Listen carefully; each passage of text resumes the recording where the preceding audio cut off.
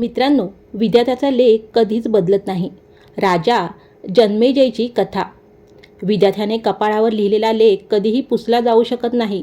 चला तर मग ऐकूया याच नियतीवर आधारित एक डोळे उघडवणारी धार्मिक कथा. महाभारताच्या युद्धानंतर अर्जुन पुत्र अभिमन्यू आणि त्याचे पुत्र राजा परीक्षित यांच्यानंतर त्याचे सुपुत्र जन्मेजय हे हस्तिनापूरचे राजा बनले.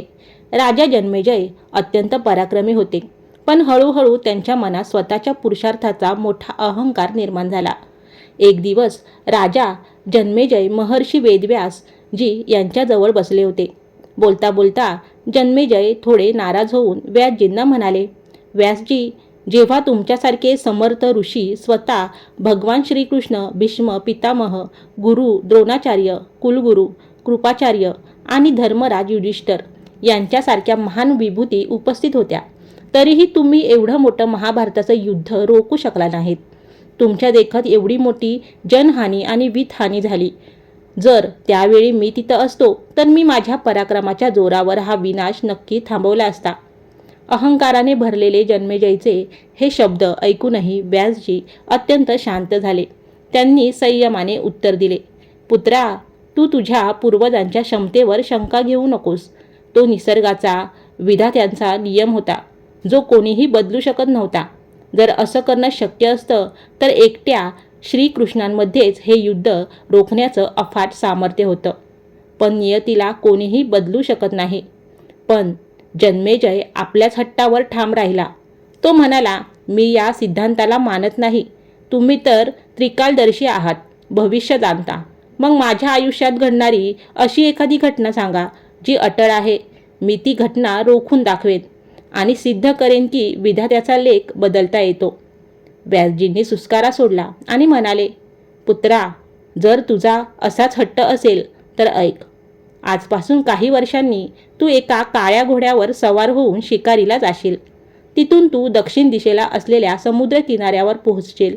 तिथे तुला एक अत्यंत सुंदर स्त्री भेटेल, जिला तू महालात आणशील आणि तिच्याशी विवाह करशील.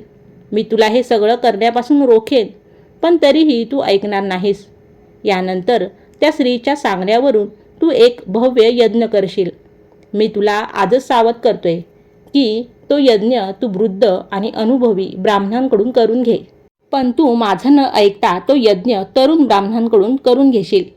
हे ऐकून जन्मेजय हसला आणि व्यासजींचे बोलणे मध्येच तोडत म्हणाला, व्यासजी, जर आजपासून मी काळ्या घोड्यावर बसणं सोडून दिलं तर यातील कोणतीही घटना घडणारच नाही. व्यासजी शांतपणे म्हणाले, हे सगळंच घडणारच आहे आणि पुढे काय होणार तेही ऐक.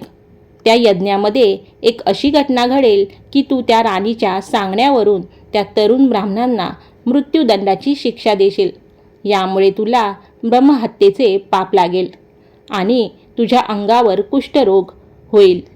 हाच रोग तुझ्या मृत्यूचे कारण बनेल. जर ताकद असेल तर हा नियतीचा खेळ रोखून दाखव. नियतीचा खेळ सुरू होतो. वेदव्यासजींचे हे शब्द ऐकून जन्मेजय सावध झाला. त्याने खबरदारी म्हणून शिकारीला जाणेच बंद केले. परंतु जेव्हा ती वेळ जवळ आली तेव्हा त्याच्या मनात शिकारीला जाण्याची तीव्र इच्छा निर्माण झाली.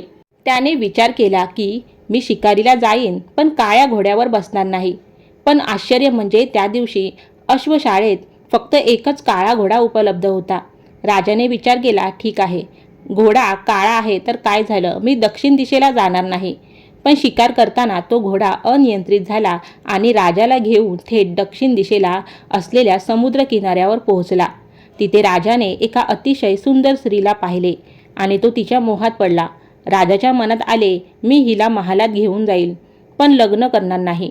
परंतु महालात आल्यानंतर तो तिच्या प्रेमात इतका वेडा झाला की त्याने तिच्याशी विवाह केला. पुढे जाऊन राणीच्या हट्टाखातर राजाने यज्ञाचे आयोजन केले. व्यासजींचे शब्द विसरून त्या यज्ञात फक्त तरुण ब्राह्मणच बोलावले गेले.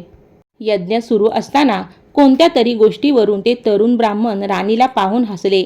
यामुळे राणीचा क्रोधाग्नी भडकला. तिने राजाकडे त्या ब्राह्मणांना शिक्षा करण्याची मागणी केली आणि राणीच्या प्रेमात अंध झालेल्या राजा जन्मेजयने त्या सर्वांना मृत्यूदंडाची शिक्षा सुनावली.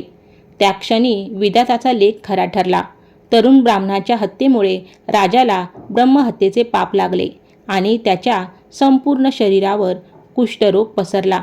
आता मात्र राजा जन्मेजय प्रचंड घाबरला, अहंकार गळून पडला आणि तो धावत धावत व्यासजींच्या चरणी आला आणि जीवन वाचवण्यासाठी याचना करू लागला. वेदव्यासजी म्हणाले, पुत्रा, मी तुला तुझे प्राण वाचवण्याची एक शेवटची संधी देतो. मी तुला महाभारताची पवित्र कथा ऐकवणार आहे. ती तू पूर्ण श्रद्धा आणि विश्वासाने ऐकली पाहिजेस. जशी जशी कथा पुढे जाईल तसा तसा तुझा रोग बरा होत जाईल.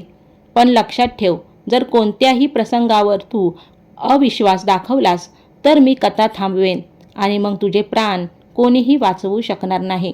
आता जन्मेजयचा अहंकार पूर्णपणे नष्ट झाला होता. तो अत्यंत श्रद्धेने कथा ऐकू लागला. व्यासजींनी कथा सांगायला सुरुवात केली. जसजशी कथा पुढे सरकत होती तसतसा राजाचा कुष्ठरोग नाहीसा होत होता. कथा सांगताना जेव्हा महाबली भीम याच्या पराक्रमाचा प्रसंग आला, ज्यामध्ये भीमाने हत्तींना त्याच्या सोंडेला पकडून अंतराळात फेकले होते आणि ते हत्ती आजही अंतराळात फिरत आहेत, हे ऐकल्यावर जन्मेजयला राहवले नाही. तो मध्येच बोलून उठला, हे कसं शक्य आहे? असं कधी होऊच शकत नाही. मी यावर विश्वास ठेवत नाही. तो शब्द उच्चारताच व्यासजींनी महाभारताची कथा थांबवली आणि अत्यंत दुःखी होऊन म्हणाले, पुत्रा, मी तुला किती वेळा सांगितले होते की शंका घेऊ नकोस, पण तू तुझ्या स्वभावावर ताबा ठेवू शकला नाहीस, कारण हे देखील नियतीमध्ये आधीच ठरलेले होते. त्यानंतर व्यासजींनी आपल्या मंत्रशक्तीने आवाहन केले आणि ते हत्ती पृथ्वीच्या गुरुत्वाकर्षणामुळे खाली कोसळू लागले. व्यासजी म्हणाले, हा माझ्या शब्दाचा पुरावा आहे. राजाने जेवढी कथा पूर्ण श्रद्धेने ऐकली होती तेवढा त्याचा कुष्ठरोग बरा झाला होता, परंतु ज्या एका शंकेच्या बिंदूपाशी कथा थांबली तिथला कोड तसाच राहिला आणि अखेर तोच त्याच्या मृत्यूचे कारण बनला. पहिले बनती है तकदीर, फिर बनता है शरीर. म्हणजेच जन्माला येण्यापूर्वीच आपली नियती ठरलेली असते. कर्म करणे आपल्या हातात आहे, परंतु त्याचे फळ आपल्या हातात नाही. भगवद्गीतेच्या 11व्या अध्यायातील 33व्या श्लोकात श्रीकृष्ण अर्जुनाला म्हणतात, तू उठ आणि युद्ध करून यश मिळव.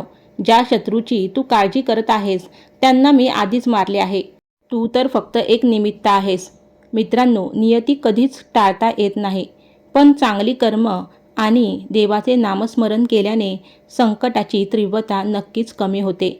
तर मित्रांनो, ही होती आपली आजची खास कथा. जर तुम्हाला हा व्हिडिओ आवडला असेल तर व्हिडिओला नक्की लाईक करा, तुमच्या मित्रपरिवारांसोबत शेअर करा आणि आपली नाती चॅनलला सबस्क्राईब करायला विसरू नका. कमेंटमध्ये श्री रामकृष्ण हरी नक्की लिहा. धन्यवाद. रामकृष्ण हरी.